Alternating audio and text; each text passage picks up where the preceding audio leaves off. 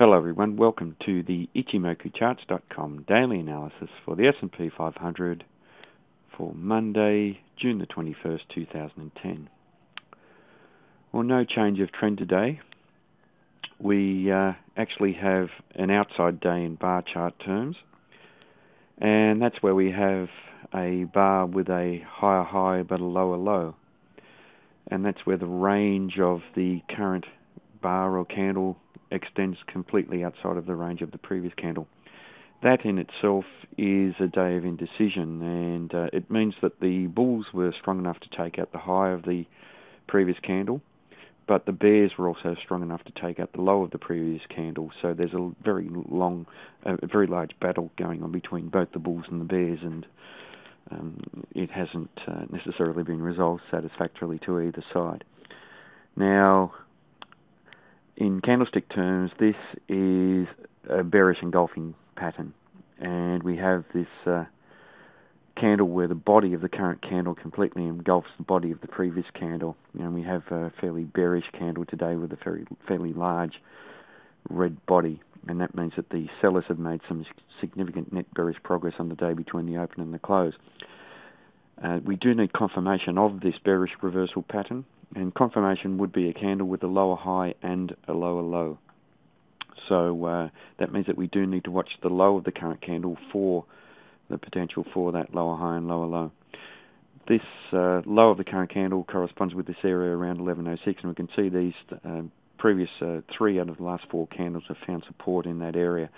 So there is a strong chance that the market will find support there again. To the downside below there is potential for support at the Kijun-sen, which is at 1098, certainly the round number 1100, and at the Tenkan-sen, which is the green line, at 1091, and below there 1080.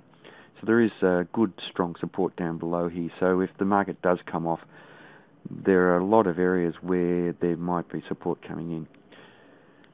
Just because we have a bearish engulfing pattern, it doesn't mean that there will be a reversal in the market. That means that there is potential for that, and because of that, the previous trend is still in force. So we do have a higher high and a higher low previously, so we are still in an uptrend, and therefore it's important for us to watch the high of the current candle for a potential continuation to the upside with a higher high and a higher low. Now, if the market does continue up, then there is some good resistance overhead, and we do have resistance offered by the cloud here. And quite often the cloud will act as an area where the market will hold up either to the upside or the downside. The cloud here, however, is fairly thin, and that thin area of the cloud will only offer a moderate level of resistance to this market compared to here in the future, where the cloud is quite thick. The market has potential to hold up anywhere through there. Here in this area it's very thin, so it's not a very strong area of resistance. Above there we have resistance at 1150, and further up to around 1163. We also have the target of the double bottom pattern that we highlighted previously. We had the breakout, and the market is still continuing up, attempting to move up to the target. That's around 1169, so there is still potential for the market to trade up to around that area. Although really the bearish engulfing pattern here does dominate the short-term dynamics of the trading day today.